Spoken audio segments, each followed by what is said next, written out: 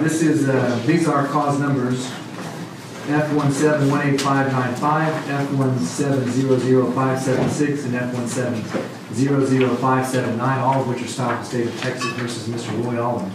Record should reflect that the request of the court and the email that I sent out yesterday in anticipation of expert witnesses that the parties were gracious enough to be here today at 8:30 outside the presence of the jury so that Mr. Snipes could proffer his two experts and we could have a hearing about the admissibility of their testimony. It's my understanding that you're ready, Mr. Snipes? Yes, sir. And Mr. Brissett are handling this for the defense, is that right? Yes, Your Honor. And you're ready this morning? Ready as we're going to be. Very good. Go ahead and call your witness, please. Call Grant Fredericks.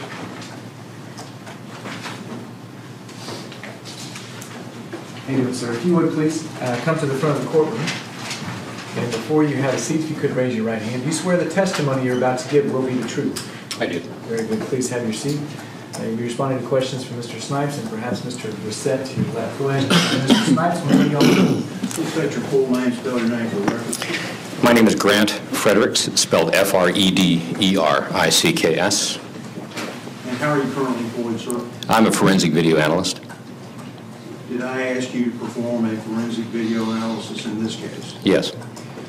And let's just go ahead and get this out of the way. Have the defense lawyers in this case, one of them is Miles Brissett, is that right? Yes. Okay. Has he asked you to testify as an expert for him before? Yes. Okay.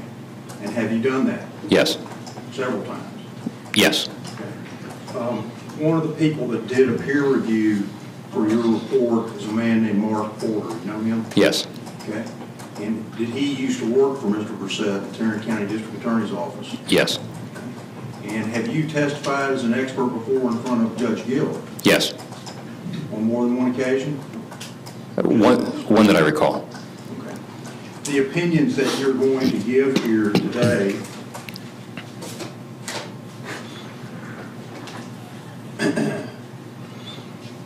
are they based on a valid underlying scientific theory? Yes. And the technique that you're using for that theory is valid? Yes.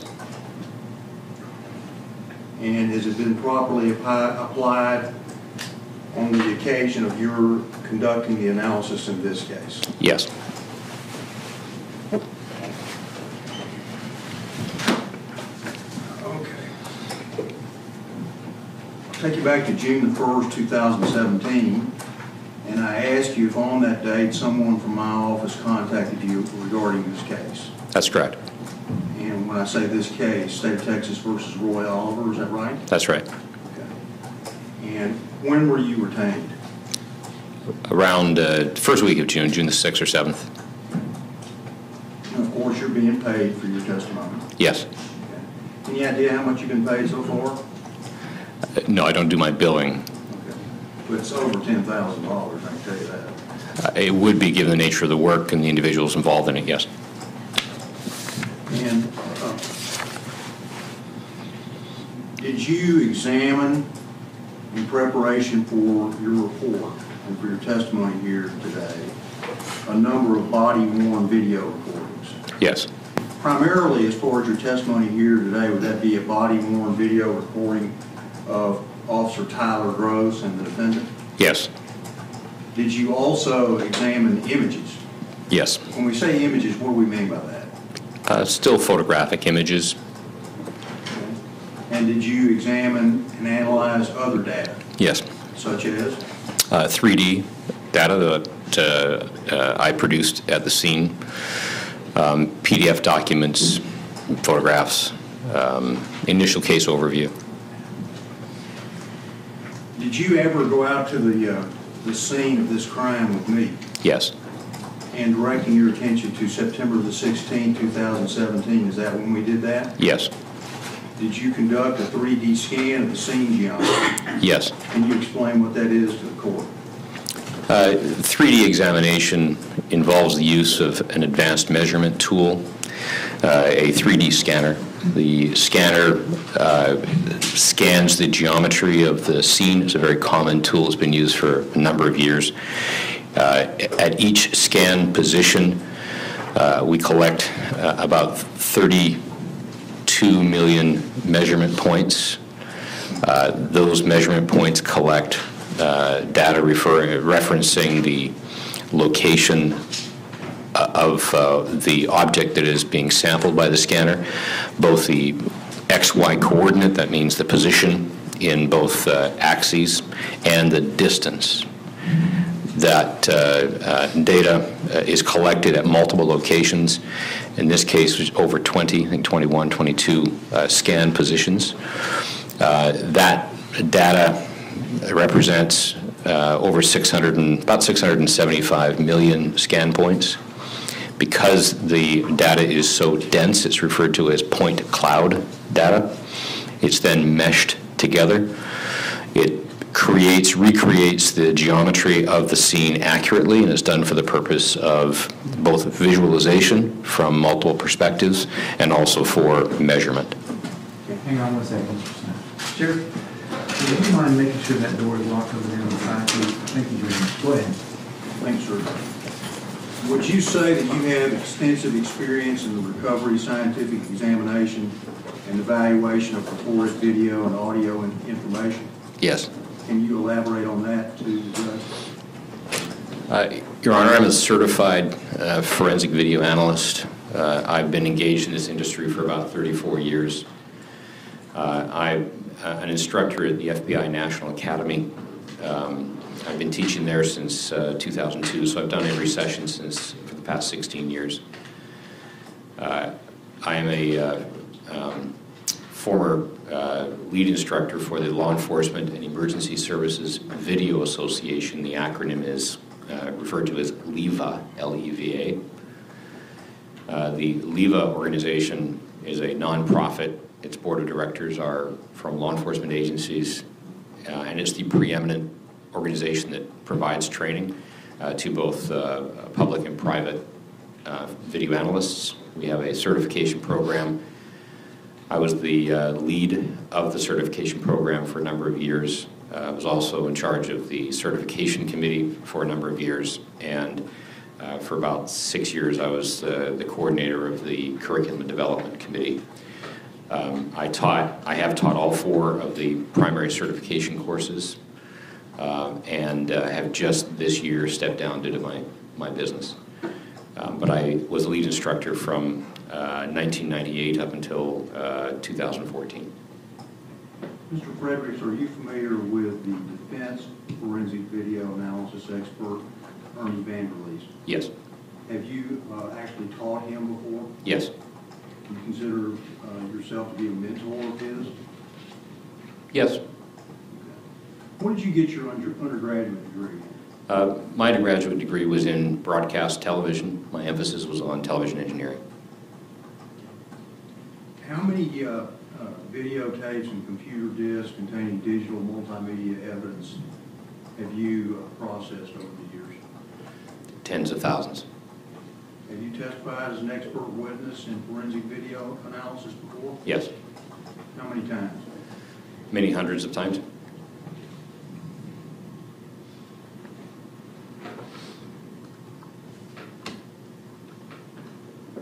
Did you already tell the court, and I may have missed this, about your involvement as an instructor for the FBI?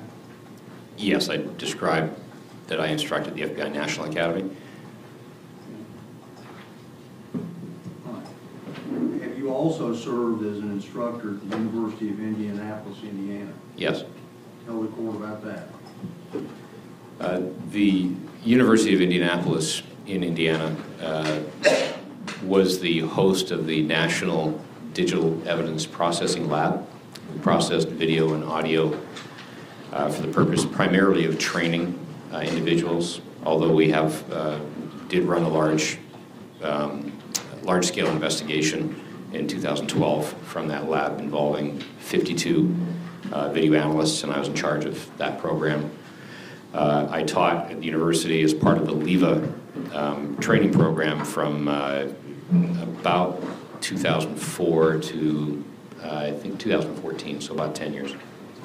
Are you familiar with the International Association of Chiefs of Police? Yes.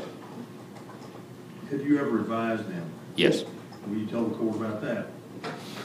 I've been involved in a number of programs with the IACP. I am the co-author of the national standards for digital in-car recording systems for law enforcement throughout North America. And that standard is a document that we produced through the IACP, NIST, National Institute of Science and Technology, and the Department of Justice for the purpose of setting standards for police mobile recording systems. And I continue to write for their magazine, specifically the technical side of the magazine. I have another article coming out in a couple of weeks. As part of your analysis in this case, did you calculate a potential error rate? Yes. Can you tell the judge about that? All scientific measurement has some margin of error, some error rate. When doing 3D examinations, the 3D tool that I use is a Faro scanner. As with all scanners, there is some error due to the density of the scans. Can you spell that for the court reporter, please? Faro is F-A-R-O.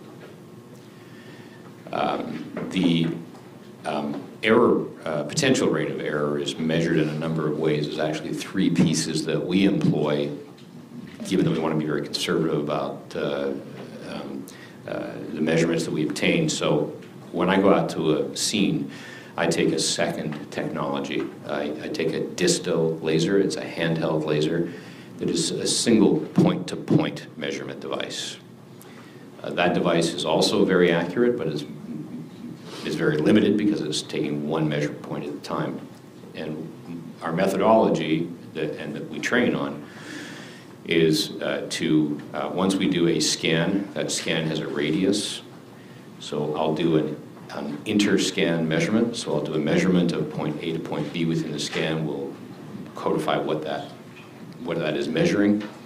And then with the expectation that we will mesh multiple scans together, we'll take an inter-scan measurement, so across scans, usually over an extended period, an extended distance.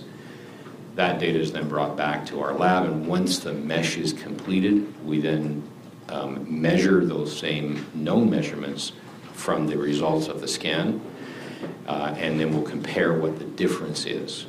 We'll also, the third part of it is when we pick an area of interest within the scan, we identify using what's called reverse projection. We overlay the historic view, that's the view from the camera, over top of the geometry produced by the scan, and we'll pick a point, usually a telephone pole or a light or something that's very defined and quite some distance away. When we remove the image, we'll then see exactly, we'll be able to zoom in on the scan to the exact position, and we'll see how far off we are. All of those are combined together to define a margin of error, and in this particular case, our error rate is 7/1000th of an inch per foot, so over 100 feet. The potential margin of error is 0.7 feet, so about 8 inches over 100 feet. In this particular case, we didn't measure anything at that distance, but that's how we articulate the potential rate of error. In our case, we're talking about just 15 feet or so, and as I said, it's 7/1000th of an inch per foot.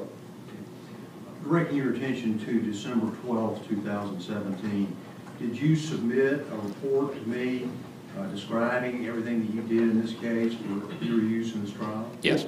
And do you think that that report and its contents would be helpful in explaining your testimony and help the jury to understand what happened out there at 4200 Shepherd Lane on the night of April 29, 2017? Yes. Did you, as part of your report, well, before I get there, do you have any law enforcement experience? Yes. What's that? I was a police officer in Vancouver, Canada. What were your duties there? I worked patrol. I was a K-9 officer, and I ended my tenure there as the lead. I was in charge of the forensic video unit.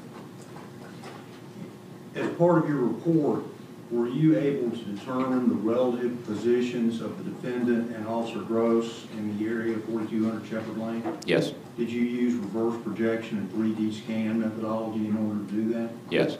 Okay. Do you think you've sufficiently explained that to the judge, or do you need to go back over it? Perhaps I think the 3D explanation has been clear. The reverse projection is a photogrammetric method. Photogrammetry is the science involved in obtaining accurate measurements and making accurate observations from video and still images. Reverse projection is part of the photogrammetric process. It involves the overlay of historic images, in this case images from the body-worn cameras, over top of the calibrated 3D data, which visualizes the scene from any perspective. That overlay allowed me to make positional observations. So when we look at the camera and an image shows a perspective from the camera, for example, a vehicle, and to the right of the bumper of the vehicle and in the distance there's a light. To the left of the vehicle, directly off the bumper, there's a corner of a building. And in the foreground there's a stop sign and a telephone pole. All of those, once the overlay occurs, if we have the reverse projection accurate, when you dissolve in and out, they all line up. So it looks almost like the image goes from color to black and white. It's the same information. That's reverse projection. I use that to validate positioning and to conclude the measurements. What primary equipment and software did you use in preparing your report here? May I review my report?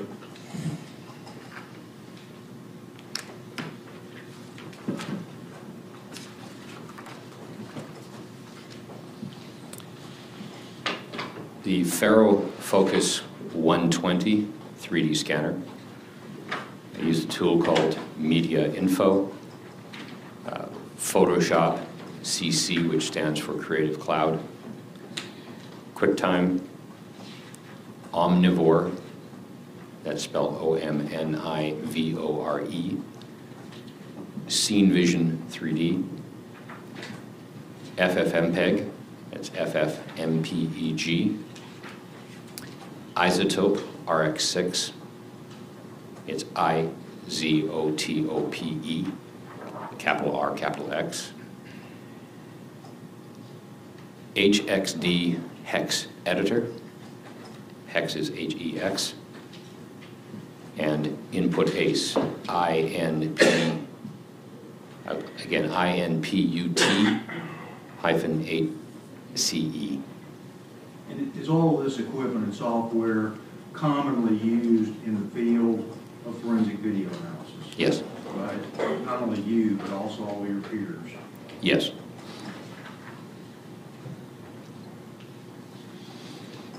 Okay. What all exhibits did you receive from my office in order for you to be able to prepare an analysis in this case?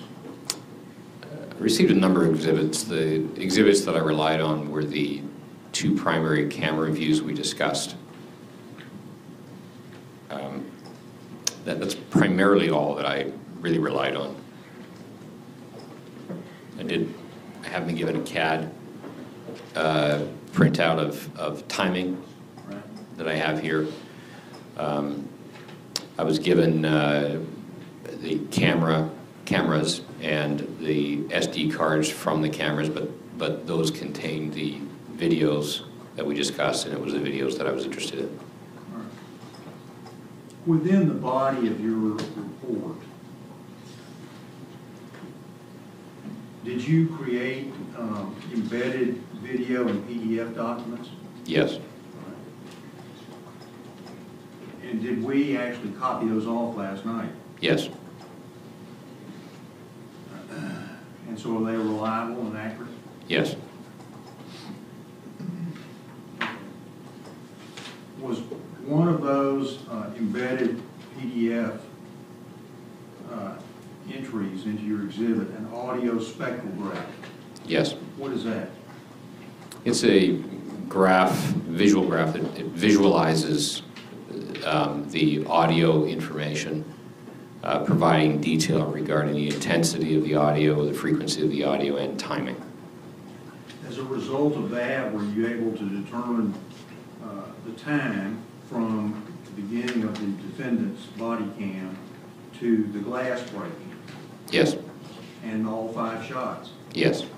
And the glass breaking is .358 seconds before the first shot. Yes. All 5 shots in .934 seconds. Yes. Did you also prepare an audio spectrograph? Yes. What's that? Well, that's what I just described a moment ago, is the visualization of the audio information. How about a 3D flyover? Yes. How do you do that? The 3D data, once the scans are all meshed together, creates a visualization of the geometry of the scene. Because it's so dense with data, we can move the perspective to any position, including high overhead, and it's a demonstrative that recreates visually the entire geometry of the scene from any perspective. So to demonstrate that, I produced that flyover. Do you think that would be helpful for the jury in understanding that the general area out there? Yes.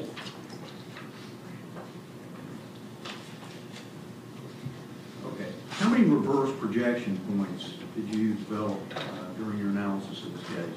I believe 5 in this case. Okay. And what are those used for? They're used to visualize positions and to measure objects within those perspectives and to provide perspective from a camera view and to know where that view was recorded from.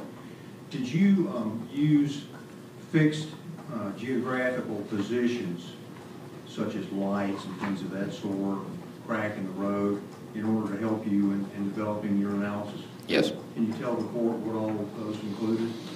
And if you need to refer to your report. The objects within the roadway, the crack, the light post, the stop sign, the building in the background, are all instrumental in determining the position and perspective of the camera. The camera itself has a lens distortion to it, very common. And every one of these cameras, because the way they're made, the distortion is different. They're not all the same. So you can't really count on knowing much about the lens. So the reverse projection over top of the geometry of the scene is a much more accurate method of determining perspective. The other problem that we have with this video is the way that the images are sampled at night. There's a significant amount of motion blur. So again, the overlay allows us to see the objects that we just discussed in the background or foreground. Once we do the overlay, they all line up, and that's the purpose of it. Did you create a body-worn camera alignment for Officer Gross and the defendant? Yes, sir. What is that? The alignment is a synchronization of the 2 camera perspectives side by side, so they reference the same moment in time. And in other words, they're both side by side, so when you play them, the events that are depicted in both of those perspectives are events that are occurring synchronous to each other. Did you also prepare a side-by-side PDF document? Yes. What is that? The side-by-side PDF document are consecutive images that are presented without audio for the purpose of going frame by frame forward to answer specific questions about what's occurring in the 2 views, to demonstrate the position of the 2 cameras at the same moment in time at critical moments. Gives the jury an opportunity to discuss, study what's occurring from image to image without watching the actual video. So there's 2 treatments of the same video perspective, one without audio. And a lot of these PDFs actually mesh together, is that right? Yes. Can you explain that to the judge? Well, there's a lot going on. There's a lot of specific information that I was asked to look at and that I felt would be of assistance to the jury. There's multiple perspectives. There is audio and video information. The audio and video are recorded, although in the same device, they're recorded using different technologies. So we have an audio stream and a video stream. They use different, what's called a codec, C-O-D-E-C. It's a compressor, decompressor. They use completely different technologies to encode the audio information and the video. The audio information is actually the more reliable timing information. And because these cameras were turned on at different times, they're not perfectly synchronous to within a thousandth of a second. So I put them as close to synchronization as they could be with a slight margin of error. So the PDF documents, the other documents, the 3D perspective assists in giving a much more accurate and holistic view of all of the evidence in demonstratives that will help make sense of it all.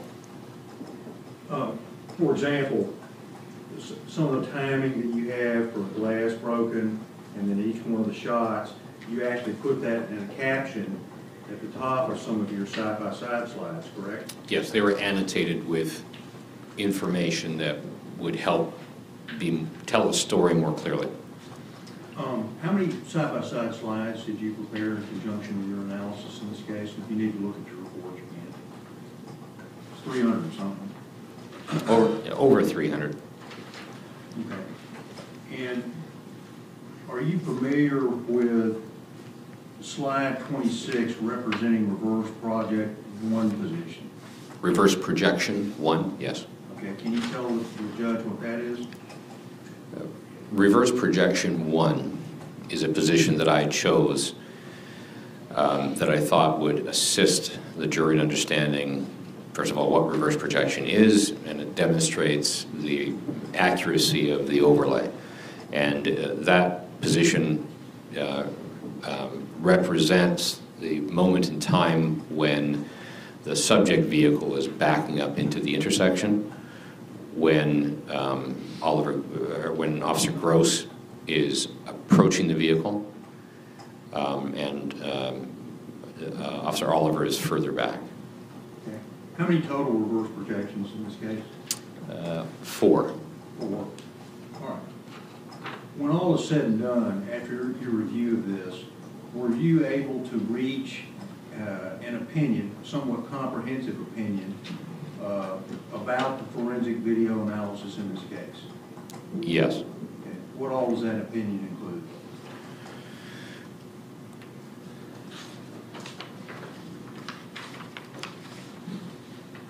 Like me to read my opinion? Yes, sir. To the judge. Yes.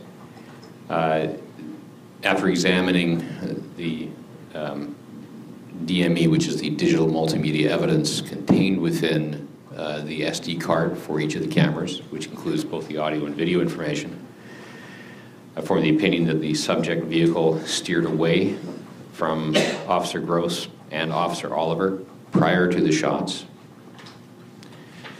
that Officer Gross moved toward the passenger side of the vehicle prior to the shots, that Officer Gross was located on the passenger side of the vehicle at the position of the rear right wheel when he broke the rear passenger window. The first shot was fired 358 milliseconds after the rear passenger window was broken by Officer Gross. The vehicle continued south on Shepherd Lane after the glass break and prior to the shots. Officer Gross was positioned behind the vehicle when each shot was fired. The vehicle was southbound on Shepherd Lane, mostly in the northbound lane when the shots were fired. The vehicle had passed Oliver when shots 3, 4, and 5 were fired. All 5 shots were fired in the span of 93 milliseconds. Or sorry, 930 milliseconds, sorry. That's 0.9 seconds. Okay. And you remember that this trial was originally set for January of this year. Remember that? Vaguely, yes, I recall. And so we actually turned this over to the defense team in December of 2017. You remember that? I completed my work and provided it to your office in December of 2017.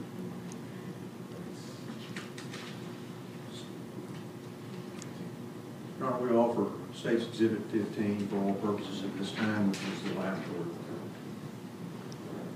For purposes of this hearing? He just tried to offer for all purposes, Judge, in front of the jury is what he's trying to slide through right now. For this hearing, I have no objection. I'd like to see what it is because they didn't give us everything Mr. Fredericks had back in December. In fact, they didn't give us his work product and his working files until less than a month ago with these 32 million cloud points on them. The offer was for record purposes, for purposes of this hearing, State's 15. I don't know, did you object to it for purposes of the hearing? Purposes of the hearing and discussion, Judge, I don't have an objection. Submitted. We pass a witness, Your Honor. Cross-examination? Good morning, Grant. Good morning, Mr. Seth. How do we square up in looking at some of this stuff by going through this system? There really is a couple in my mind, and I'm hoping we can go through this for the judge's benefit. There's 3 tracks on the body worn. There's audio, video, and metadata. Would you agree with that? Yes. And then we have to square it with the point cloud system that was done when y'all went back out to the scene. Do you agree with that? That's really the model that we're talking about here. Yes. And the video side of things has been accepted in Texas. You and I did the case that's published that gets us there. We agree with that. Yes. And if everything's done correctly, that's acceptable, right? Yes. So the audio side of things, though, what's driving the packages that were just emitted on your thumb drive? What's the driving factor in the video collected from Gross and Oliver's body-worn SD cards? I'm not sure if I understand your question. Sure. In a multimedia file like this, a piece of DME, there's audio, video, and metadata competing for space on the SD card at any one given time. Would you agree with that? As it's putting a packet together to record it? Well, the multimedia evidence, including the metadata, are contained within a single file, but the streams, the video and audio streams, are separated. They're viewed separately. The audio is what maintains the timing. The video images they're produced in a manner to maintain sync with the audio. And with respect to the body-worn images from Gross and Oliver that night, this these body-worns, had a hard time working in the light conditions that they were there. The frame rate was reduced from their daytime capacity. Is that correct? Correct. Do you recall who the manufacturer of these body-worn cameras was? The company is it's an OEM product for WatchGuard.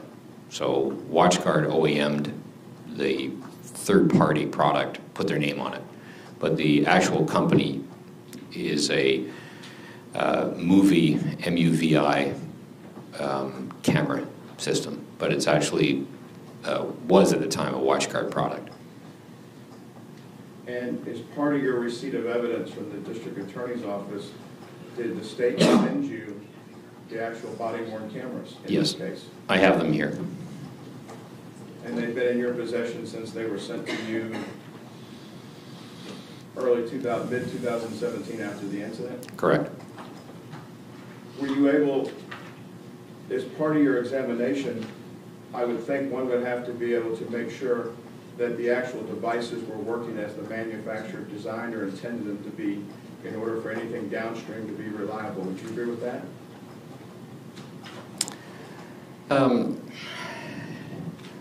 Not necessarily. Oftentimes, in an in-car environment or in other recording environments, images get dropped because of technical limitations. It doesn't mean that it's not reliable, as long as you can understand where they're dropped and if those dropped images have an impact on the meaning of the information. In this case, the camera system, although producing poor quality images at night, still operated the way it was designed to operate.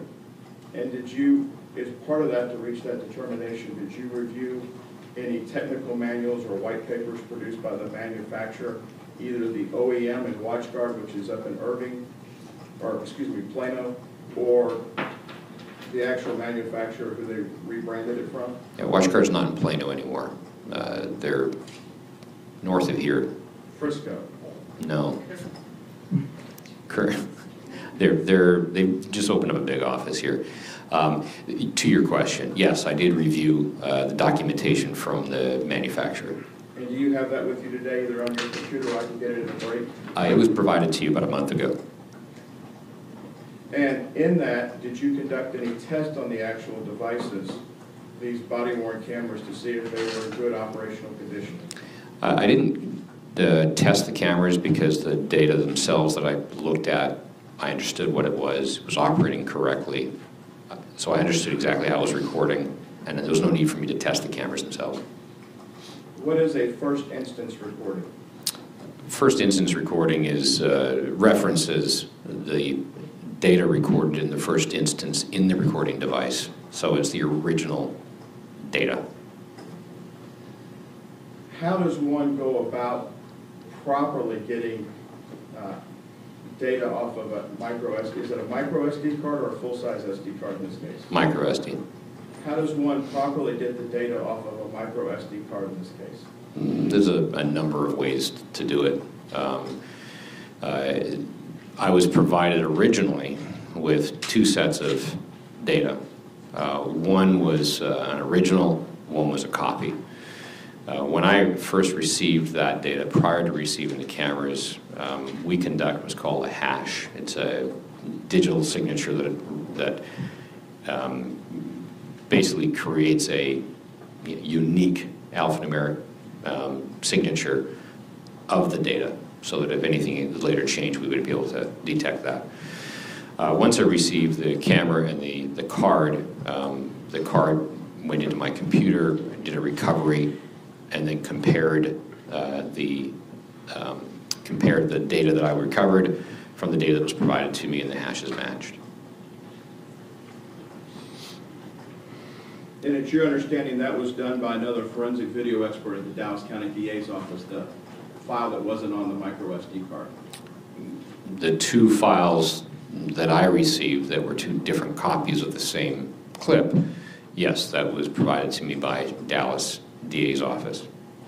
How can hooking an SD card or a micro SD card directly into a computer by a crime scene officer affect or possibly put metadata on a card that wasn't there at the time that the actual images were captured? It's possible that data could be added to the card itself, not to the file, and maintain the original data, but it's possible it could be added to the file if it's not connected to a write protector, and pardon me, to the card, not to the file.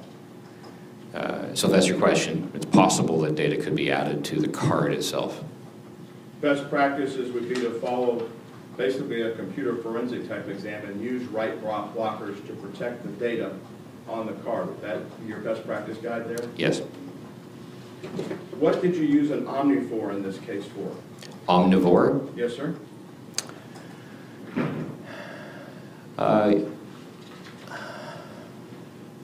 Omnivore was used for two purposes, primarily to capture the 3D screen. So the 3D data from the Scene Vision program could be stepped through frame by frame, and Omnivore is a screen capture utility that captures everything within the field of view of the program.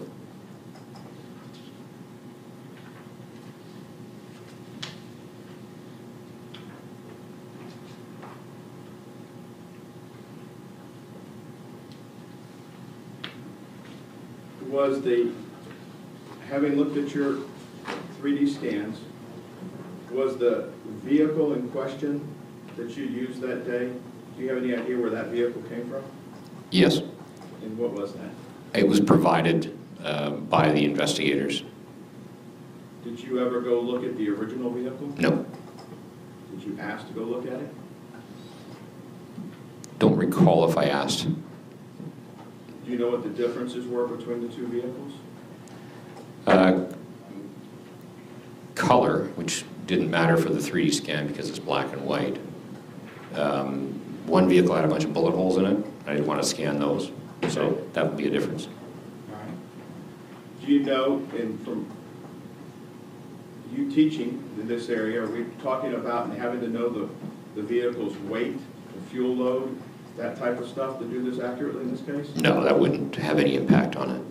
So we're really not doing a known versus unknown of vehicles. We're just, you're using it like putting a matchbox car on a map. I'm not sure what you mean by putting a matchbox car. The vehicle had the general shape of the subject vehicle, and so it was appropriate for the purpose of overlaying the vehicles. The vehicle was simply used as a calibration device to identify positions. Do you scan the vehicle independent of the 21 or 22 scans you've talked about? Yes. And then do you put the vehicle at your reverse projection 1, 2, 3, and 4 and scan then as well? Well, the area of 1, 2, 3, and 4 were scanned independent of the vehicle. They created an accurate geometry of the scene. The vehicle itself is scanned in the same methodology. The vehicle geometry is accurately reproduced, and so it can be placed anywhere. And the reverse projection defined where it should be placed. With respect to the reverse projection exhibits that have already been admitted for this hearing, do you adjust the wheels to have a radius as if one's turning or pivoting the front steering of that vehicle you scanned, or is the vehicle's wheels and basically steering wheel straight a line going down the road straight?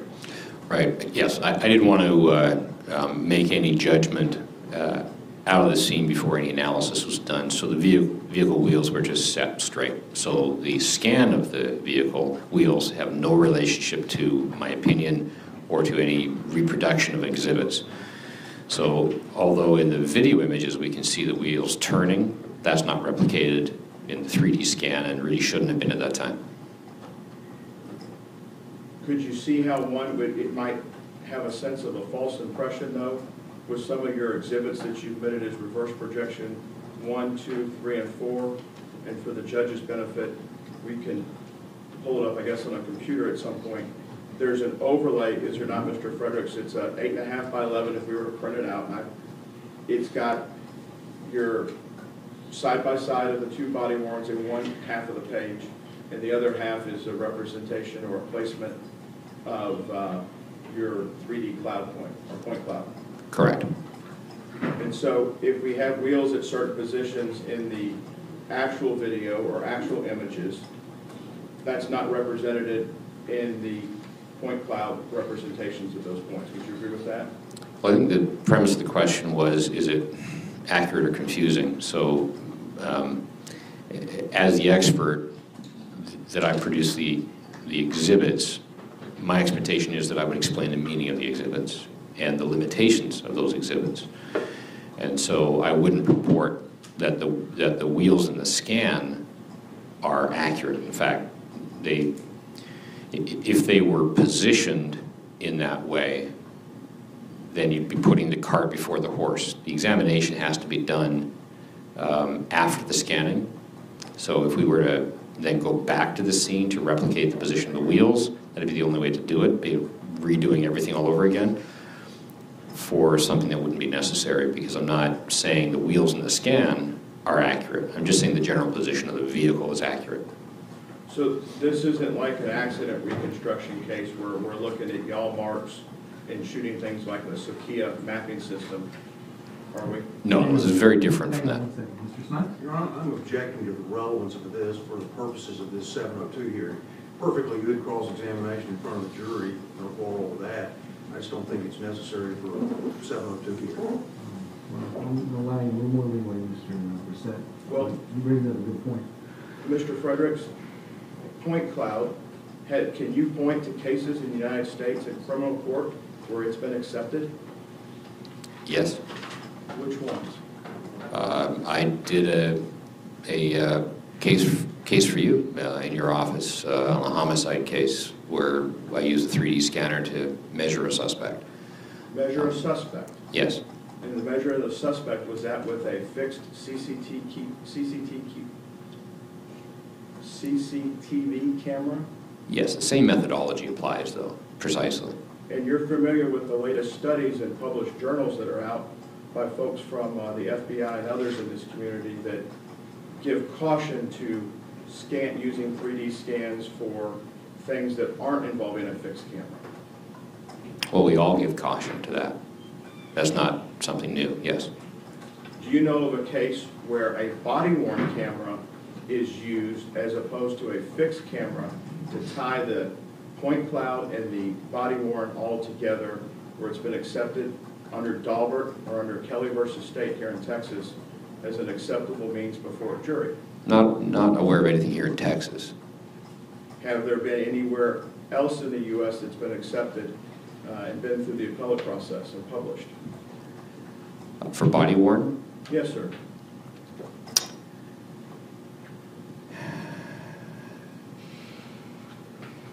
Off the top of my head, I don't recall.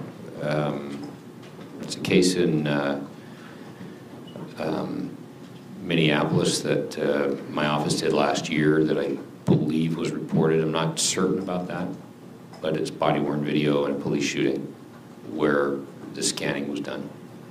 So you would agree that though the video forensics is mature, if we want to call it that, for the forensic science area, the point cloud is, I wouldn't say novel, but it's in its infancy compared to where video forensics is today. Would you agree with that?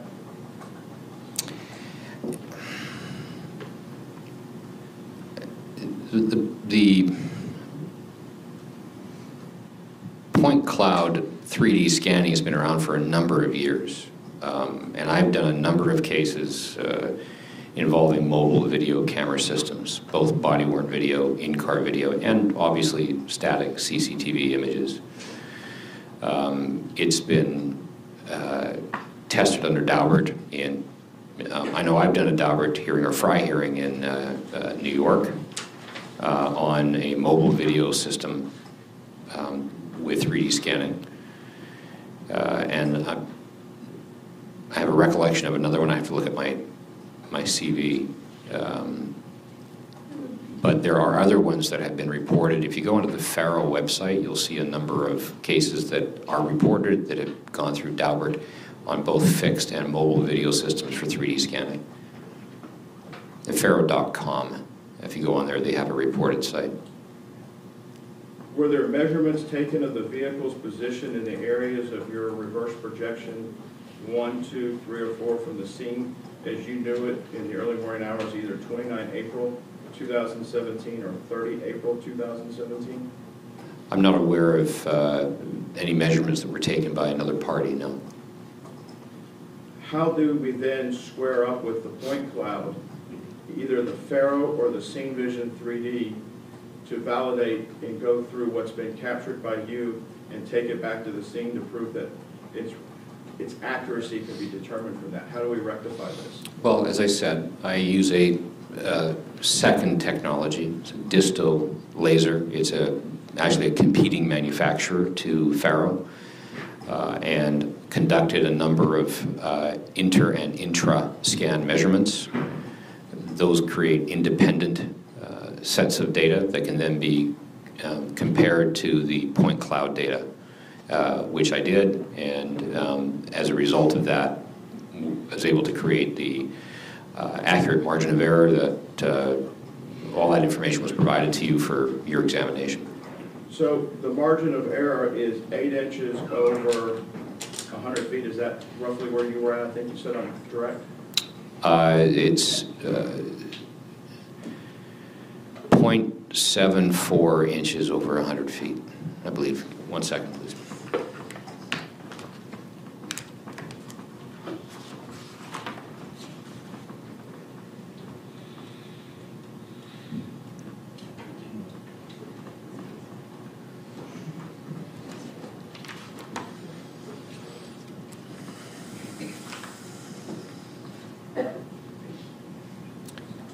It's 0.7 feet over 100 feet. So 8.4 inches over 100 feet. Help me with my TCU math, 8.4 inches. Yes, over 100 feet. In a lot of your deck of your side-by-side slides, as you annotate your notes, your observations on there, you're lining up the nursing home that everybody in this courtroom's heard about, that's out there, to put things in position. And that nursing home's, it's at the outer edge of 100 feet. We're almost at 100 feet on some of that. Would you agree with that? No. The scan positions, I scanned the parking lot of the nursing home right in the center of the nursing home. So the furthest object is going to be within 30 feet of the scanner. So 30 feet is really the distance that we're dealing with. So 30 times 7/1000th. So we're talking about, you know, very minor fractions of inches.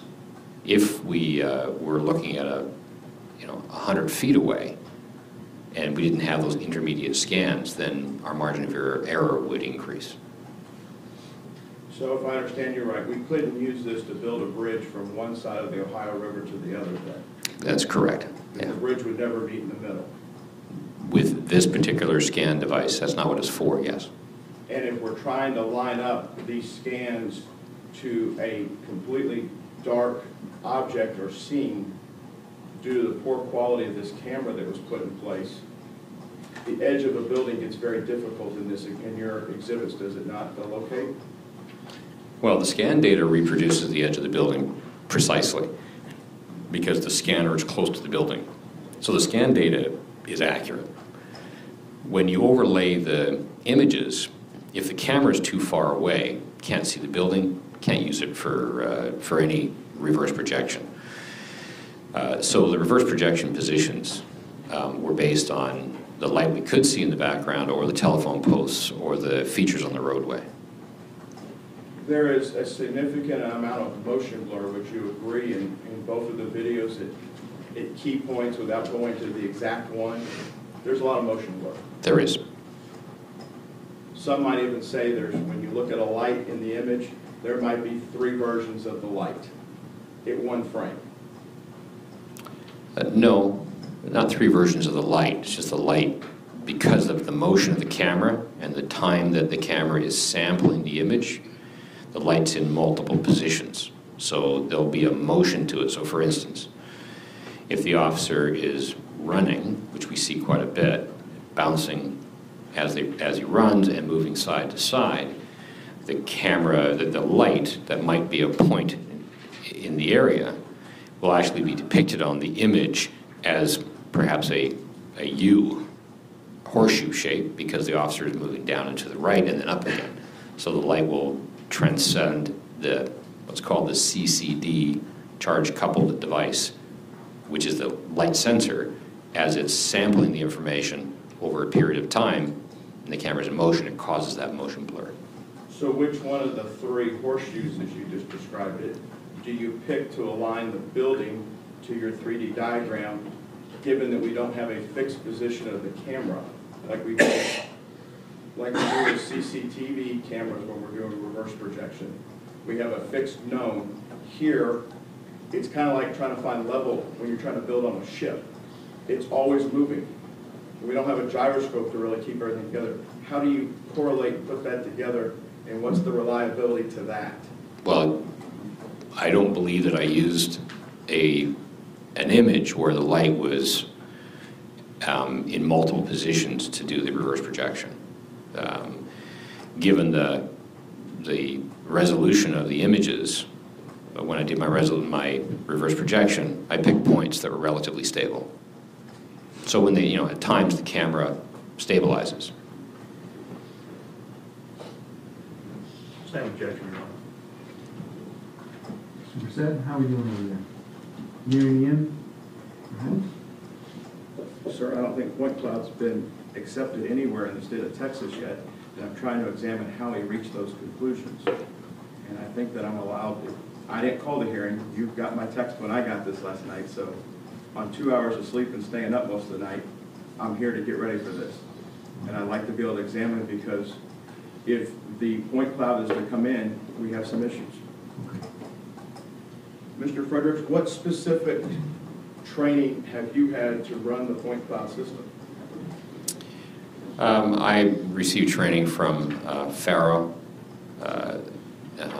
as did my technician. And I've used the Faro scanner now for 5 years, I guess, 4 or 5 years. Is that Faro scanner, at the time that these scans were done, was it end of life or was it still covered by the manufacturer? Oh, it's still covered by the manufacturer. The LEVA Association has a glossary definition of reverse projection photogrammetry. Are you familiar with that? Yes. And is that what you did in this case?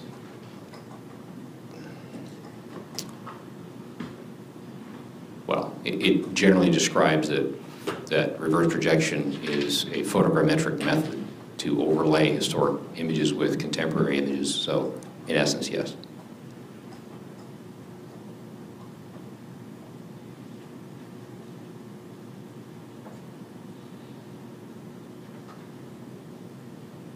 Do you know of any studies or papers that have been published in your field of forensic work that cover the use of reverse projection photogrammetry and using mobile body-worn devices as opposed to a fixed mount position for the original source video?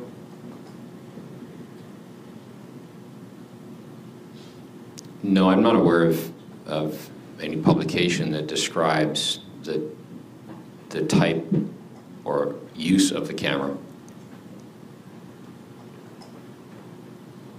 The report you wrote, does it meet the American Society of Testing and Materials International's guidelines for how forensic reports for video forensics should be written? May I see that, please?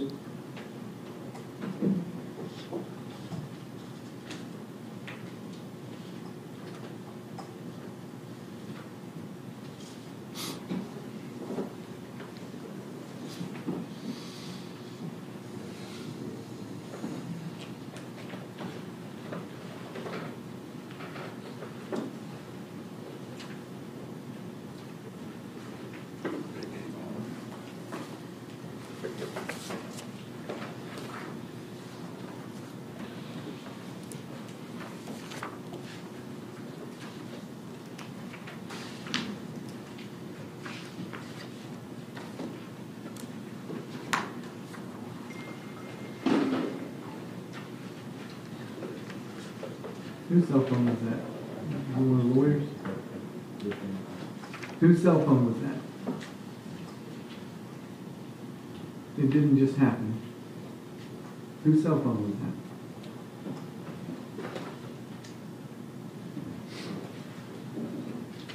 Nobody wants to see that. Your Honor, it may have been a person who left the room. When? Everybody make sure you don't have any cell phones on. Go ahead, Mr. Brissett. I'm sorry, Mr. Brissett, I don't see any reference to video here. Can you help me, please? Yeah.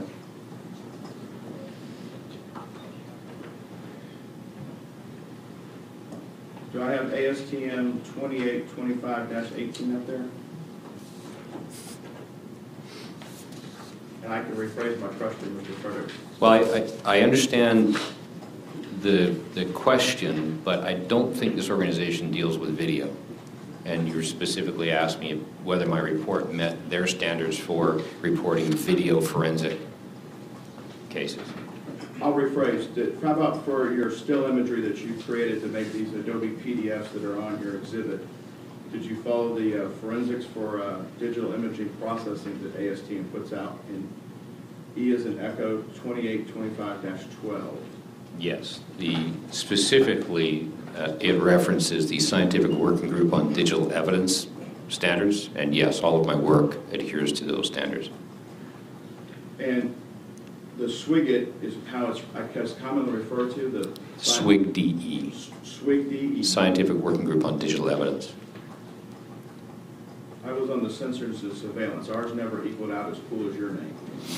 So as we go through this, you met everything that Swiget had for you in the areas of your report, Ryan, as well. Is that what you're saying? SWIG-DE. SWIG-DE, Swiget is defunct now. SWIG-DE took over all of the work that Swiget was doing, and SWIGIT is SWGIT, Scientific Working Group on Imaging Technology. It was all assumed by the SWIG-DE committee, and SWIG-DE sets out recommendations and guidelines. And yes, the work that I do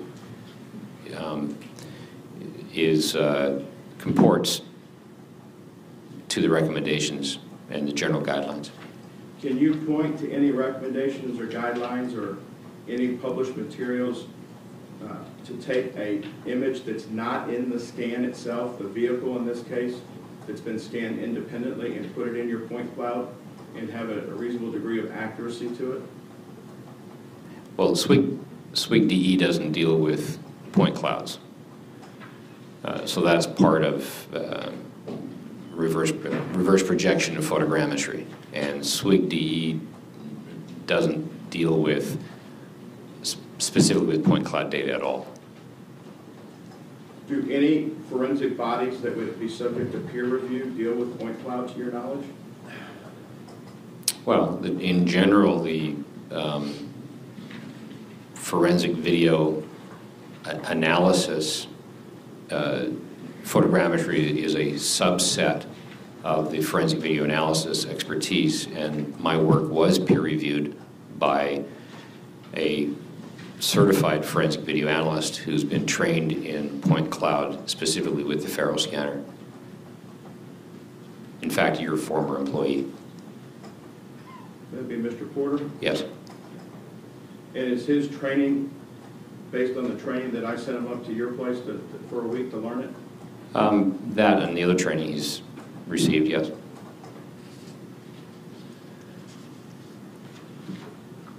On a motor vehicle, let me take that back. Earlier you said there was 5 reverse projection points, and then you changed it to 4. Is there an unknown that I'm not knowing yet? No, I was missing the number of shots fired with the number of reverse projection points, so I corrected that in my direct. What's implied bias? Implied bias is a term that is intended to present a thesis that an expert is biased by just a number of factors, including who they're being paid by, the information that they may be given prior to doing an examination. Implied bias is used in a number of different ways to challenge experts generally. How did you prevent either any implied bias from seeping into this presentation or this case? Well, I wasn't given any information about what the belief of timing of shots were, and that's partly what I did. I wasn't given any preconceived numbers about distances, which is what I produced. So my opinions were based solely on my examination and not based on any discussions or other information that I was provided.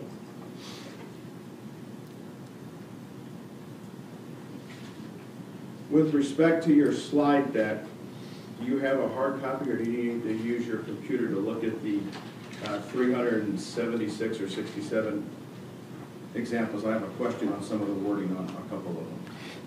They are digital, so yes, I would require the computer to show them. Can you step down, please, and open your deck up? And we don't need to turn it on the screen. I just have a question for you for some clarification.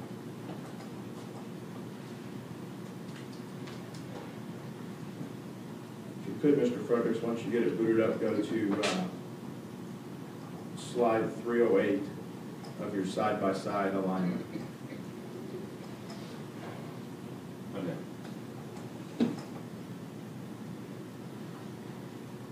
I'm curious as to the wording.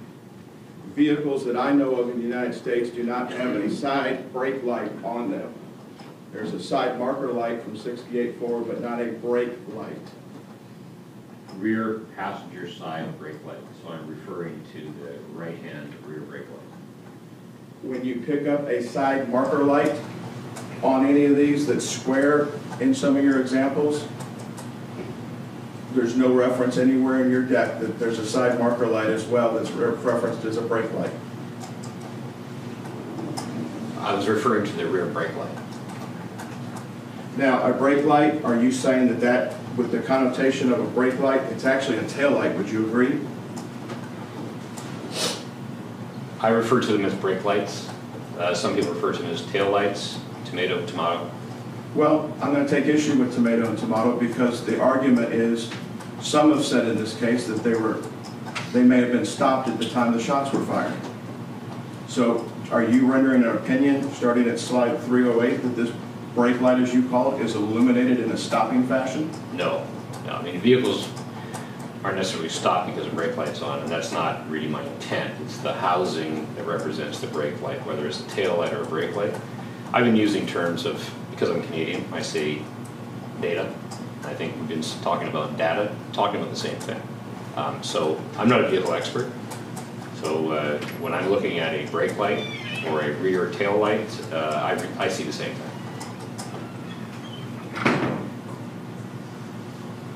So are you saying in any of these that you saw as you scrubbed through your deck, any illumination at any time from the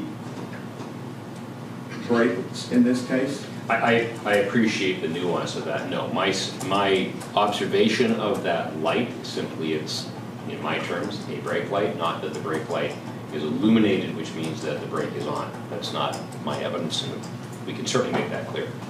Because you had, as part of your interrogation of the evidence, you had, I believe, Officer Chambly's video of the traffic stop at a point in time where you could see if the taillights were functioning properly, because there's an occupant behind the wheel at some point with his foot on the brake, and then he exits so we can see if they're working.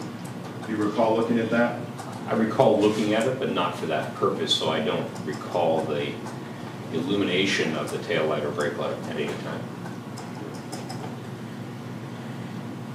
Is there any other observations that you were asked to render in this case about any videos other than Gross or Oliver's that you expect to testify about today? Not that I expect to testify about. And the materials that we were given in the last month, you have a working folder on your drive. Yes? On my drive here? Yes. I just brought the materials for the trial, but I provided you with everything that I have in my records. Before you testify, I may have to give you your working file back to ask a question then. You have file references to Gross and Oliver's working copy. Do you recall that? No. When you process or interrogate a video, is it common for you to put a working copy without specifically whose it is in your working file for a project? So you have your processed copy of the video? Well, when I do a recovery, I have the original data in one area. I'll then copy that to another area and work off of that. The report that has been admitted as this thumb drive, your report itself, some may say it has hearsay in it, if it's in front of a jury. The exhibits that are embedded, the phrase I think in your report's the embedded images, yes? For your exhibits, the reverse projection, your side-by-side, those are all what you call embedded into that PDF in that report? Correct. And somebody with a forensic computer in front of them could always take those out and have them back to a folder like you had in your copy that we got in the last month that says embedded content, so they can be given to the jury without the worded report next to it that the defense is probably going to object as hearsay. I mean, you can do that if the court requires you to, yes? Sorry. The question is, can I provide the embedded exhibits separate from the report? Yes. Yes. And those could be put on thumb drives or disc or whatever we need space-wise so they can be given to a jury, much like the historical days of a VHS tape for doing the analog days, yes? Yes. Who all worked on this report? I wrote the report. Did anybody else from your team work on this that's not listed in the report? Yes. And who all is that? My case manager, my 3D technician, and, well, 2 3D technicians. The metadata on the Word file for your report references Jefferson County, Kentucky. Is there anything that has to do with that, or is that just a shell of a starting point for this case? Just as a shell, it's a template that was metadata that's that lives because it's a template. It just lives in all of our cases.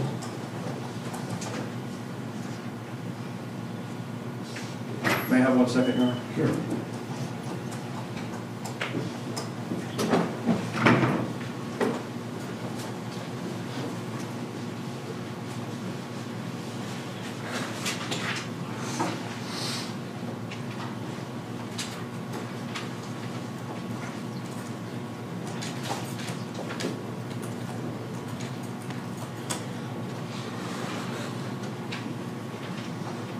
Mr. Fredericks, when you, if I can touch briefly on the audio side, I understand from your days of working at Avid, I believe the Cardinal deck was part of the offering that Avid had for the audio side. Am I correct on that? Cardinal? Cardinal? No. What was it? Avid is AVID. It's a nonlinear editing company that produced forensic tools for a number of years for this industry. I managed their forensic division. We had about 5,000 employees at the time. They incorporated different audio technologies depending on the years. Cardinal was a higher-end audio device that wasn't employed by Avid. What Can you training sit back down, do you mind, for the microphone? Sure. Thank you. You know they're going to want them up there for 2 hours. That's okay, I can just hear better. Thank you. Mr. Fredericks, with respect to audio forensics, what advanced training have you had in the field of audio forensics in addition to your 30 years of on-the-job training? I've taken training from DAC, Digital Audio Corporation, and David Hallamore, but I'm not certified in audio. Audio is always a part of video evidence. I know my limitations in audio. My expertise is in encoding, digital encoding of audio and video data to these devices, so I stop at that point. And that's where I wanted to transition. My question is to the encoding part of this. In your report, you talk about when the data is recorded as timed. I don't want to misstate your words in here. I'm trying to rectify it in my mind and how this goes. We have aligned the 2 videos with audio, and I understand how that's done technically. There's a rate of error, though, for that, is there not? For the alignment? For the alignment, are we talking 33 milliseconds, I think is? Well, the alignment of the audio and video data is going to be variable because the audio packets are linear. They are concatenated, basically brought together as they're played forward. The video has more variability, but the audio is going to be more reliable. And so to test that, I extract audio based on coding, and I can extract audio from millisecond to millisecond, so we have an accurate record of when an event was recorded. So there is going to be an offset with the video and audio, and in my report I think I put plus or minus 33 milliseconds for the reliability of the audio and video sync. And that basically is a very wide margin of error. It's likely less than that, but I put the widest on there due to the production of what's called delta frames in the video packets. Are delta frames the P and D frames of a video, or are they different than that in your opinion? The delta frames are going to be different.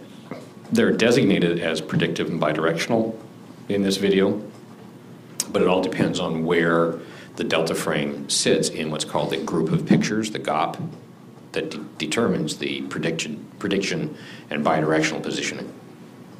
The GOP in this case, how many frames are we talking?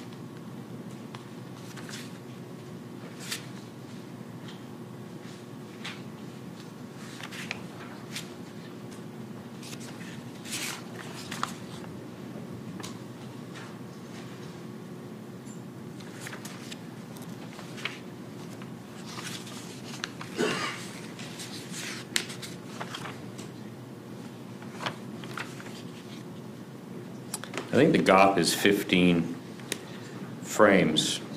I know the GOP structure starts with a reference frame, followed by 2 bidirectional images, followed by a predictive image. I'm just trying to find where in my report I've got that written. How about the bottom of page 20, Mr. Fredericks? Thank you so much. Yes, thank you. Yeah, 15 frame GOP starts with a reference frame, which is referred to as I for index, followed by 2 bidirectional images, followed by a predictive image, and that continues until the end of the 15th image in the group of pictures. You have there as well that it's 7.5 frames. How do we go from 15 to 7.5? I know you divide it by 2, but Yes. how do we get there with 7.5? Because the GOP actually includes delta frames, and so they're not real frames, they're copies. So the camera is designed to encode 30 frames per second, but at night, under low light level conditions, it drops down to 15 to accommodate for the low light. And the reason it drops down that way is so that the sensor in the camera collects more light over a longer period of time. That's why we get the motion blur at night. And it does that by actually dropping frames. So rather than drop frames, which would cause a synchronization problem with the audio, it creates what's called delta frames, duplicate frames. Those duplicate frames are filled in the GOP, and they represent either predictive or bidirectional images. So are we then, if this shooting takes place in less than a second, are we only looking at 7.5 real frames then? Well, I didn't rely on the video for the timing.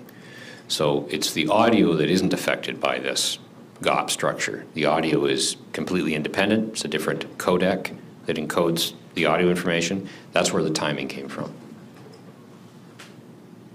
But yes, during the period of that 1 second, we'd have, the GOP structure it's not the timing, right? The GOP structure is just the GOP structure. The number of frames in that second images, real images, not including the delta frames, would be roughly 7.5 per camera. When is you mentioned the word recorded. Is that the time that it's written to the micro SD card, or is that the time that it's in the pipes inside the computer and putting everything together to get to the SD card? How do we, before you answer that, here's where I'm trying to go, and I'm just trying to get an understanding of how you came to this conclusion. You have your timing for the audio side of this. If the CCD is always taking in information like they are, photon energy and everything else, we also have an audio channel in this case, and I believe they've made it stereo, even though it's probably just one mic. All of that's competing for space to write to a micro SD card that may not be the world's greatest SD card in this case. How does that lag time, if there is any, to the micro SD card affect the timing of everything when we're looking at frames for somebody that's going to make a determination of where a vehicle is in time for a projectile to hit it?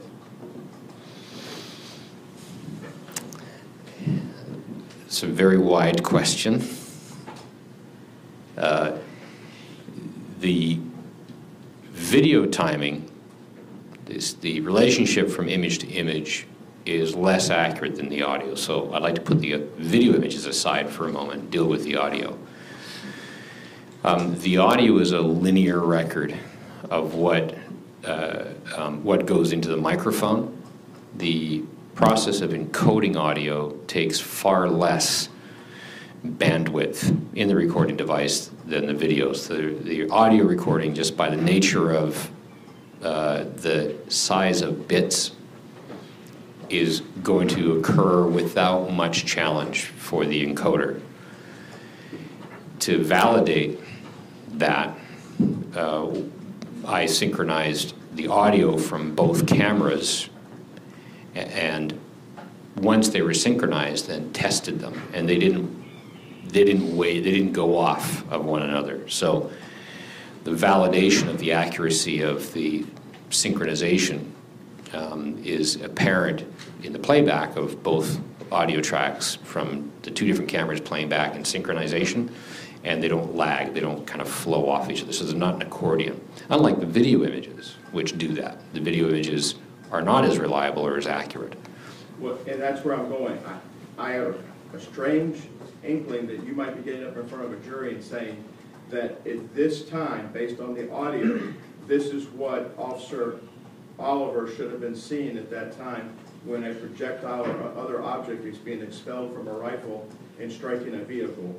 How do you mesh the audio tracks that stay in sync with each other to the videos that you just said do not stay in sync? Well, to be clear,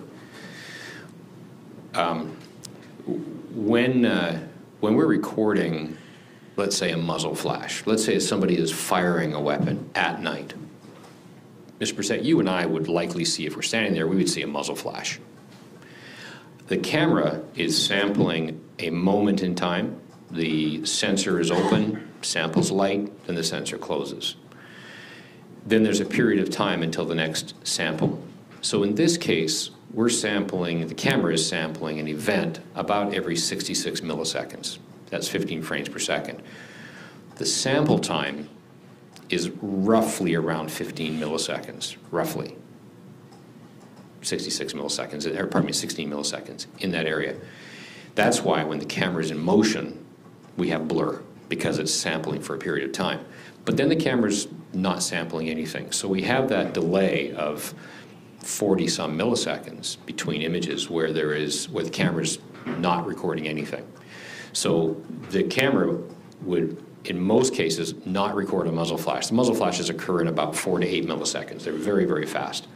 So the camera is, in most cases, not turned on at the moment that the shots are fired. So that's why in forensic video analysis, we rarely expect to get muzzle flashes from these kinds of events, because the muzzle flashes occur when the camera's not resampling. However, audio is something different than that. The audio is not something that's sampling moments in time. The audio is a linear record of everything that comes in front of the microphone. That's why we have all of the shots. That's why we have all of the sounds that occur in front of the camera. So that's why the audio is the record for timing. Should the audio then be the only record for the jury? If the video is not in perfect sync with the audio, then the slide deck that has 376 images on it could leave a false impression in front of the jury as to position of vehicles at times that you make reference to audio overlays or shots being fired. No, because in my exhibits, I very clearly say that the audio occurs at this moment in time. The video image that I'm representing, I have a time to it. So I'm very clear in my exhibits to say this image is purported to have been recorded at this moment in time. The audio record is between two images, and that's why the audio record is actually left up there for those two. So I took quite specific focus and pain to ensure that there was no misrepresentation of moment in time when an image is recorded to when an audio event is heard.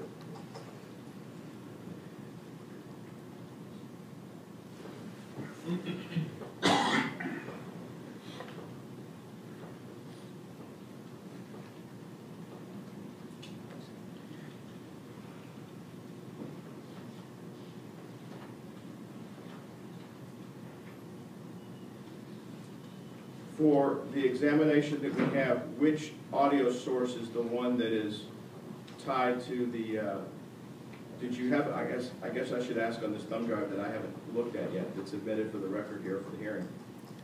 Does it have a playback that has audio with your side-by-side alignment? Yes. Whose audio track is running and listed on that one? Both. They're synced. So we're hearing it from both sides then? Correct. Both cameras. Did you put one on one channel left and one on the other channel right? They're blended together on one. So you've got, you can tell because as they're a little bit of a distance, there's an echo because you can hear the other camera. And then as they get closer together, the echo goes away because they're virtually within a vehicle length or so when the shots are fired. So they're close enough that they both occur at the same moment in time. Are they close enough then to rule out any of the tests that have been done over the last 20 years for recording sound off of, for shots fired from the two cameras, two microphones? Are they close enough in that area that we're not seeing any distortion in wave and timing in that area? Yes.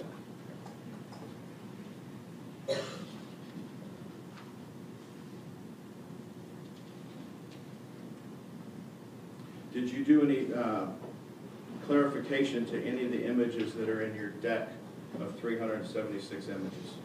Not in those images. Clarification, you mean enhancement? Clarifying the image, yes, sir. Yes, no. You taught me never to use the word enhancement. We would have defined what it meant. But yes, no clarifications, no enhancements in the side-by-side images.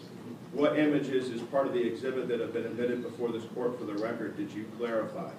The reverse projection still images have been brightened. And what process did you use to brighten those images? I used Photoshop, and I used a levels adjustment. Are you here to render any opinions as to placement of Officer Gross or Officer Oliver at the times of these reverse projections? Yes. And are those indicated in those reverse projections? Yes. Where are they indicated on the exhibits? If you could help me with that.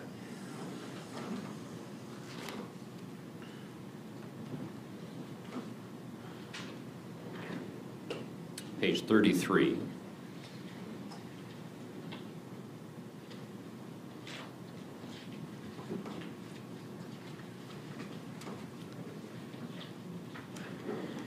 And reverse projection 4.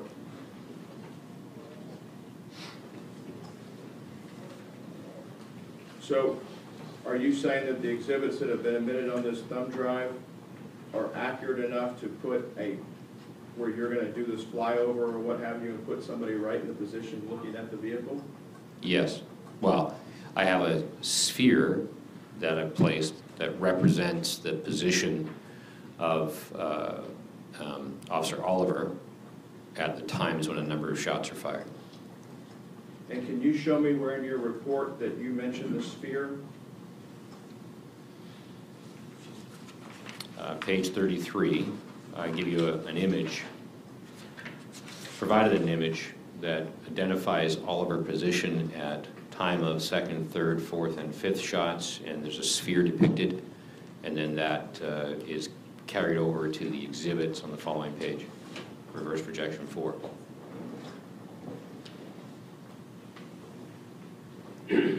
The camera isn't at the eye line or eyesight of either officer. Would you agree with that? Correct. And the camera with the CCD constantly capturing data doesn't capture all of what a human sees. Would you agree with that? I would disagree that it captures all of what a human sees. My question was, it doesn't capture it all. That's correct, it does not. A human can perceive, and I think you've explained it before, why humans' eyes are further out in their head a little bit is so they can see at 180 degrees, where a camera such as this may not have that same field of view. Yes, and the human eye has much broader dynamic range, which means that the human eye can adjust to darkness and brightness, can see much better than these cameras, especially these cameras.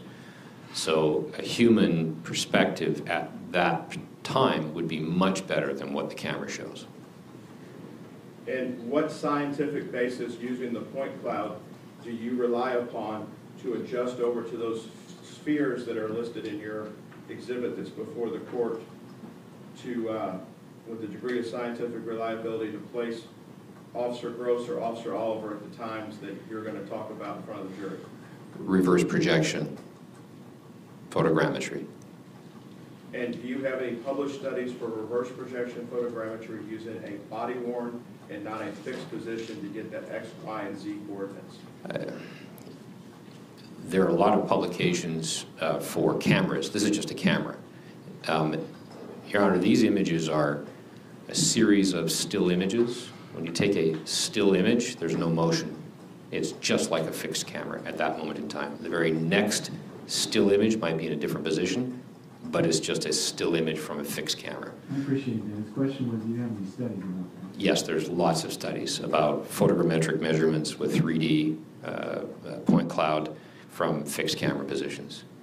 But I believe, Judge, if I can follow up, do you have any fixed from a body worn? And Grant, I'll concede that from a fixed camera that's not moving and that we can measure the height of the fixed camera and do all the backwards map for reverse projection, that it's there and it's a known science.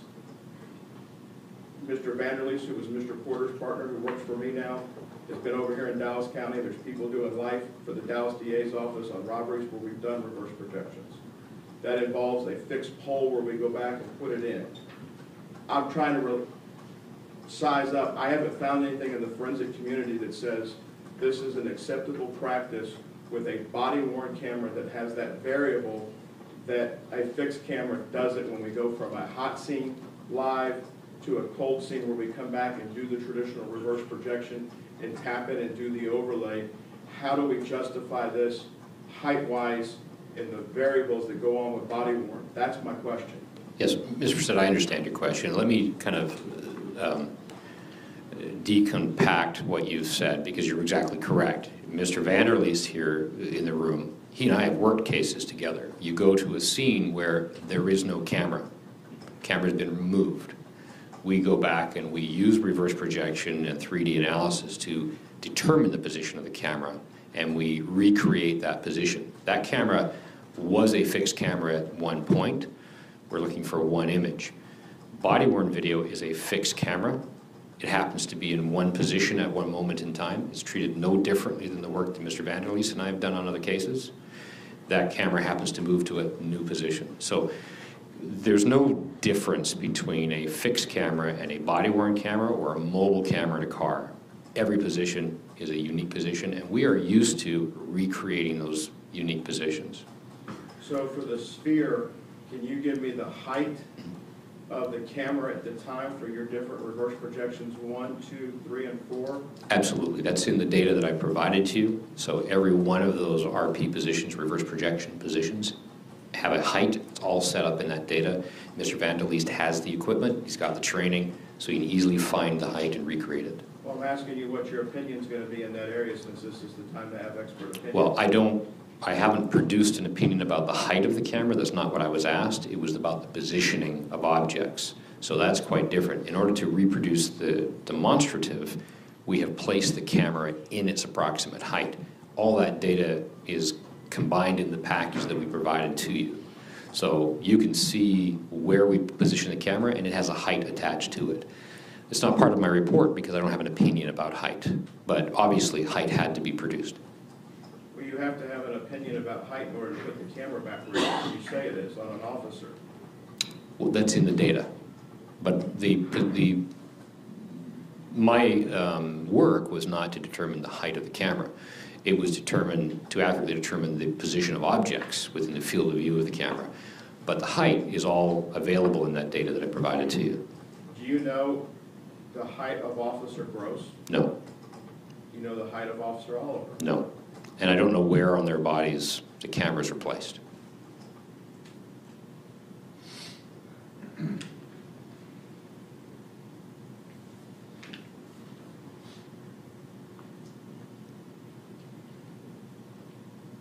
Page, and Grant, I apologize, I printed the Word version.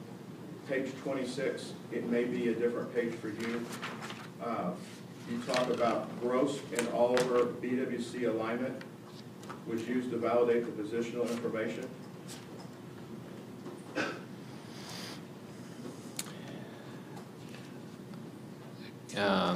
Can you give me a heading? You have an image of the 4 reverse projections right above it. Yes. Your last heading was 3D scan data examination reverse projection. Going over to the second page, right below the image of your 4 reverse projections, you talk about, in addition, comparison between 3D scan data and images. Yes. Use the 2 that are combined as a way to validate the positional information. Yes.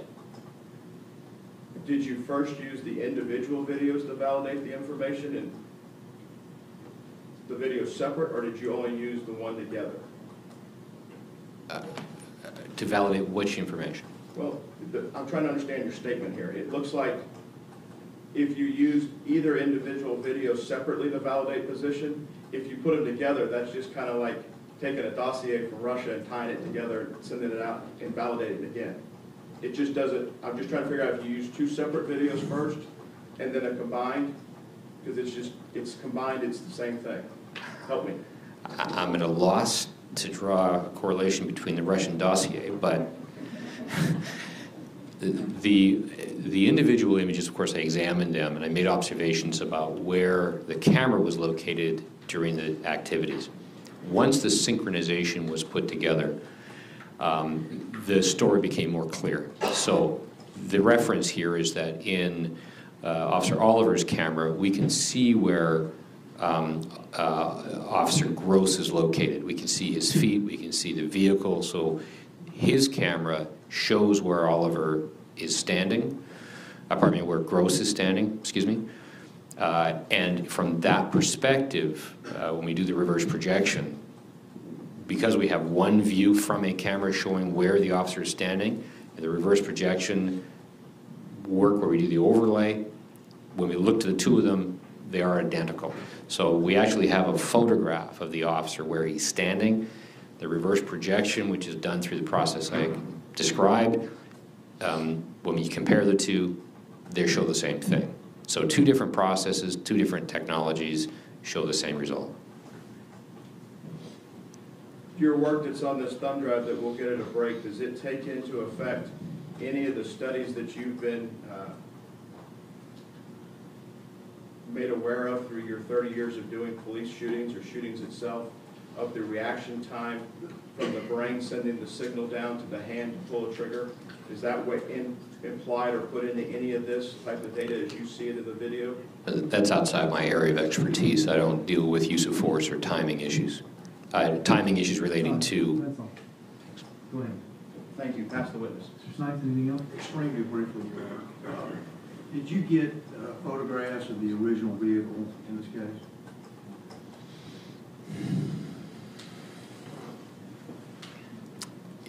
I've seen photographs of the original vehicle.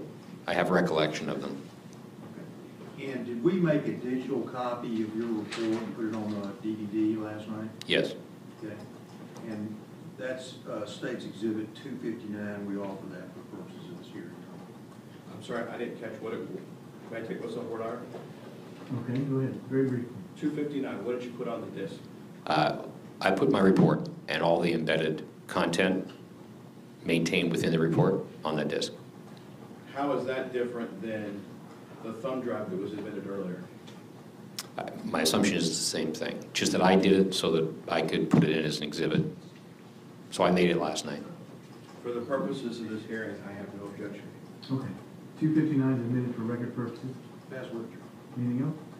Yes, sir, Matt Bush. Sure.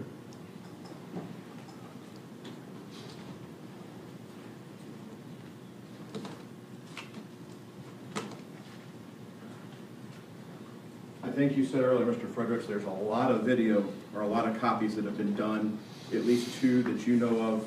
Safe to say there's probably more than one that's floated around in the last year and a half or so. That's not atypical of a situation such as this. I agree, it's quite typical. The state offered last week State Exhibits 8 and 10 as videos of Officer Gross and Officer Oliver. Did you prepare or make those exhibits? No, You know who did? no. And everything everything you did on your videos or your exhibits to get ready, if we were to examine those, we'd have to interrogate those to see if they accurately depict the scene, if there's any additions or deletions, or if they covered the process correctly. Is that right?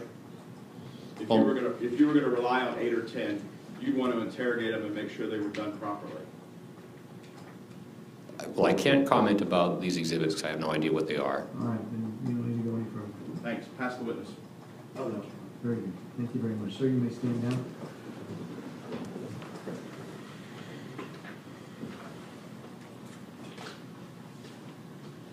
Just wait outside the courtroom for further instruction if you don't mind. I hear arguments of counsel. Your Honor, I think his testimony meets the Kelly Delaware standard, and that's all I'm going to say about it. Mr. Brissett? Judge, before I begin, can I just make sure I know what the thumb drive exhibit number is? I believe it's 15. Is it 15? What number is it?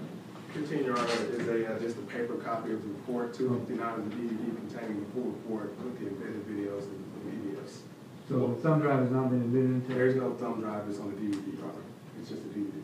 So what was offered at the beginning of the hearing? That was just a paper copy of the report. Your Honor, the court has to make a balancing test, I think, in a couple different areas here. We have to make a balancing test, you have to, as to the reliability of Mr. Fredericks as an expert in audio, video, and metadata. That's what makes up what we see on TV, the 3 streams. In this case, we're talking about having to meet Dahlberg and Kelly versus State as an audio expert, first and foremost. That's really what this is. And Mr. Fredericks has told you about his experience in that area and his qualifications, and that's what leads the day on this evidence as it goes forward. That is, for the audio aspect and the video from the body-worns themselves, it may be outside of scope for some of the stuff that we're doing here. Not to say he doesn't have on-the-job training over the years, but he's told the court that he doesn't have the expert qualifications. He knows his limitations on stuff. So as far as that goes, I don't think he's met the burden, the state has not met the burden to get past Kelly or Dahlberg in that area. Then we have this point cloud, which has not been accepted anywhere in the state of Texas. And there's very few cases, and you would think if you're going to put on a novel science that you would have all the cases for admission. And I concede to the court, I haven't found any. There's a reference in New Mexico from one of the scanner company's websites that a magistrate federal judge approved something in a magistrate-style hearing, but nothing's been published that I can find on a criminal nature where point cloud has been accepted as a reliable science to put in forth of a jury. So if we're under NINO, we want to call it soft science. I don't think they've met it there. I don't think they've met it versus Kelly versus State or the Dahlberg as we look at this. And where it gets complicated from a forensic standpoint, I think it's easy to explain in my matchbox analogy. They've scanned this. They've scanned the car that they're using this as representative sample, separate, and then they apply it. If we're supposed to judge the forensic community for what it is, there should be studies, treatise, white papers, stuff that the forensic community can agree on, debate, talk amongst themselves, and come to a consensus prior to bringing it into a courtroom. It's novel science, and they haven't done that in this case. The state's failed to show how that is a reliable way of doing things. Nothing in the literature, Mr. Fredericks agreed, I believe, meets those standards at this point. Nothing in the literature meets to do this flyover or reverse projection we're about ready to see, or photogrammetry reverse for a positional with a non-fixed camera. The CCTV cameras that guard this building are fixed positions. Easy to go back and recreate. It's that other variable on the slides, other variable in the point cloud data that cannot be replicated, and I guess that's part of the reliability factor. What's the reliability studies for that and the error rate? And you didn't hear any of that. That doesn't exist in this. If it did, it'd be a point that would have been put on the talking points to go over on direct. It doesn't exist. The defense's contention is it doesn't meet Daubert, doesn't meet Neno, and doesn't meet Kelly versus State. Mr. Sykes, I'll allow you to reply to Chief. I'm sorry, Mr. Brissett. And the tire positions, especially on these reverse projections 1, 2, 3, and 4, the side marker lights and the tail lights listed as brake lights leave a false impression in front of the jury as to what's going on. The exhibits for themselves are inaccurate on tire position, and they're, Judge, I have hard copies if you want to look, or we can put the CD in. They're stacked right on top of each other. You have the side-by-side of the two body worns, and then this digital scan, and the digital scan has the tires as if you were to take my yardstick and put it right up to the wheel. It's going to be flush in the wheel well. Well, that's not the case for what we've seen here, or what the state's already brought out through the civilians that were there that night. We have wheel turn in play. We have wheel turn at critical junctures of this video that it leaves a false impression in the jury's mind as to what's going on. For all those reasons, we would object, and we'd also object entire objection from Garrity because Mr. Fredericks, as part of the packages that he received information that pertains to Garrity in there as to how things take place. That bias can't be removed either. So under all those, we would object to that. All of those objections are noted. I'll give you a running objection. They're all overruled. Mr. Fredericks may testify as an expert witness upon and give the jurors the opinions that he formulated today. In this hearing, Mr. Snipes, are you going to offer for purposes of in front of the jury any exhibits in particular, and if so, for what purpose? The laboratory report, Your Honor, as well as the DVD. The lab report is this 300-page. I may get that wrong. How long is it? It's number 15, The right? report itself is, Are you going to offer the paper report or the DVD? both. Because there's video. Understood. All right. I'm sorry, Mr. Brissett. Cumulative, misleading, hearsay upon hearsay. Our Garrity objection, because it's loaded, it's referenced in there, and it's contained in there, and we're now putting the Garrity in front of the jury at this point. We've asked that it be separated out. We've been proven to be unreliable as to what the reliability factors are under Daubert, Kelly, Neno. We'd object under those grounds. They can easily separate this stuff out. It's in his working folder. They gave me a copy of his working folder. Mr. Fredericks can load his working folder back up and make these individual exhibits that would benefit the jury. This embedded, the court's going to have a problem at such time that the jury wants to watch it. It takes a very powerful computer to run it and jump through it because it's all embedded. It'll choke most. So if it's broken out into bite-sized pieces, it's easier to put forward. Okay. Let me review the exhibit, if I could. And we'll get to his testimony here after the break. It's 10:15. Everybody could be back in the courtroom at 10:30. Judge, before we break, we'd ask you, when you look at this evidence, to do a 403 test at the break. Okay. And then at some point, we're going to ask for findings of fact and conclusions of law for this as well. All right. If you could give me the DVD. Yes, please. I believe it's 259. Coach Arthur. Yes, court's in recess. Ms. Wood, take a break. That's just a paper copy. Here's the DVD.